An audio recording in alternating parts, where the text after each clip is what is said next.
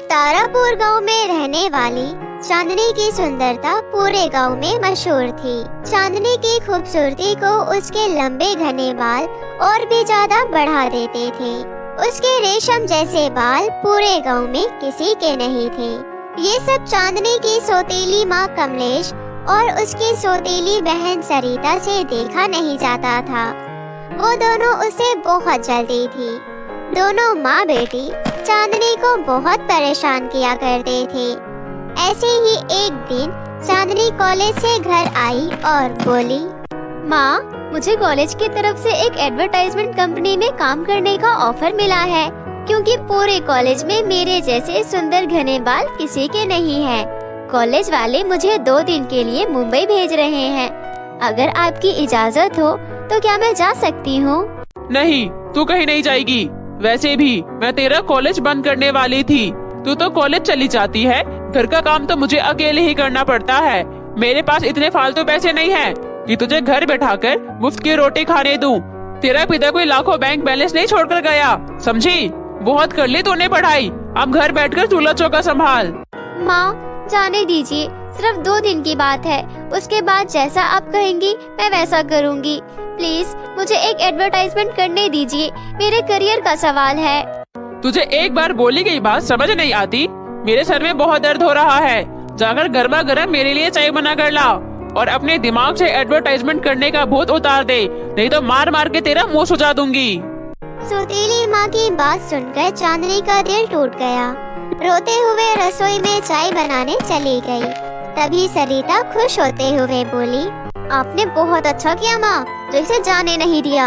इसे बहुत घमंड है अपने बालों पर। कॉलेज के सभी लड़के लड़कियाँ इसके बालों की सुंदरता की बहुत तारीफ किया करते हैं। इस कलमुही को अपने बालों पर बहुत घमंड है ना। हमें ऐसा कुछ करना होगा जिससे ये कभी घर से बाहर ही ना निकल पाए और घर में नौकरानी बनकर चुपचाप सारा काम करती रहे। ऐसा कहकर कमलेश कुछ सोचने लगी। माँ, तुम क्या सोच रही हो? मुझे भी तो बताओ। बस बेटी, तुम देखती जाओ अब मैं इस मनहूस के साथ क्या करती हूँ। इसको ऐसा सबक सिखाऊंगी कि ये कभी भूल नहीं पाएगी। फिर कमलेश चांदनी के सो जाने के बाद चांदनी के शैम्पू में चुपके से एक केमिकल मिला देती है। सरिता बेटी, अब देखना कल सुबह मेरा कमाल। कल सुबह ये किसी को अपना चेहरा नहीं दिखा पाएगी। जब से मैं इस घर में आई हूँ तब से इस मनहूस ने मेरा सुख चैन छीन रखा है। जब देखो हर कोई मुझसे ये कहता रहता है कि चांदनी कितनी सुंदर है, चांदनी के बाल कितने सुंदर है। अब देखती हूँ कौन इसकी तारीफ करता है। माँ, ऐसा आइडिया मेरे दिमाग में पहले क्यों नहीं आया? बस अब मुझे कल सुबह का इंतजार है। अगली सुबह चांदनी जब सोकर उठी और जब उसने शैम्पू से अपने बाल धोए तो उसके सारे बाल एक एक करके गिरने लगे और कुछ ही पल में वो गंजी हो गई। जब चांदनी ने अपने आप को आईने में देखा तो वो जोर जोर से रोने लगी। उसके रोने की आवाज सुनकर कमलेश और सरिता दौड़ते हुए उसके कमरे में आ गए। क्या हुआ तुझे? क्यों सुबह सुबह हमारी नींद खराब कर दी? माँ, देखो ना, मेरे बाल अचानक सारे गिर गए और मैं गंजी हो गई। माँ, आपको पता नहीं, ये अपने बालों में तरह तरह के केमिकल प्रोडक्ट लगाती थी अपने बालों को लंबे और घने बनाने के लिए। चलो अच्छा हुआ, इसका सारा घमंड आज टूट गया।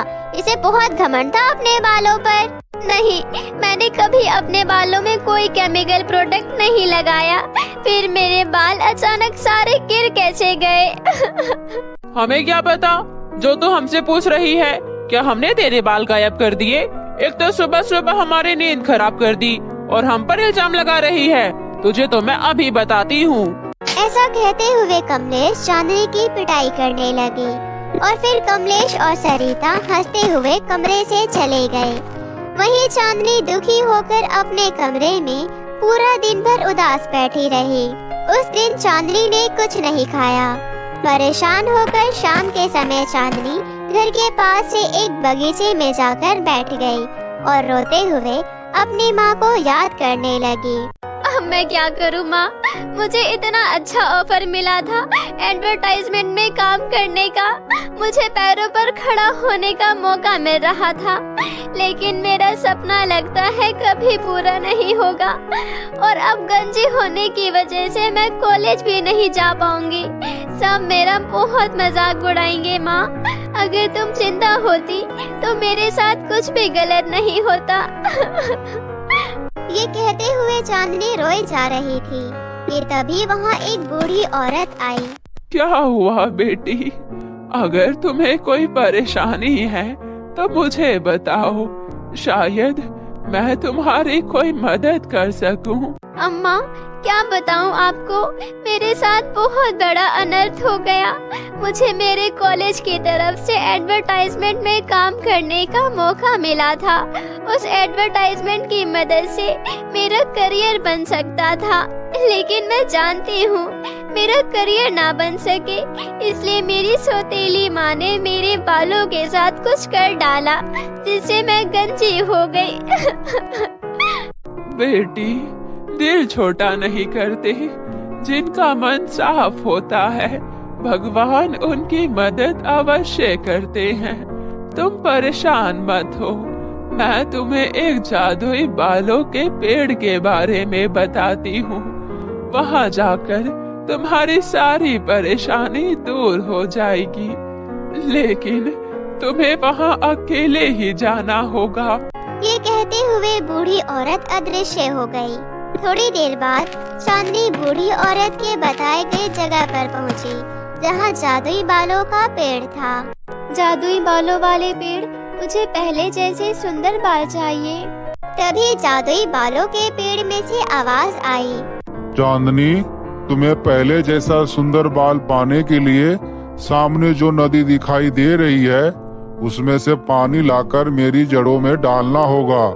यदि तुम्हारा मन सच्चा और साफ होगा तो मेरे पेड़ पर लगे हुए फूल खिल उठेंगे और तुम्हारे बाल पहले से भी ज्यादा सुंदर और घने आ जाएंगे।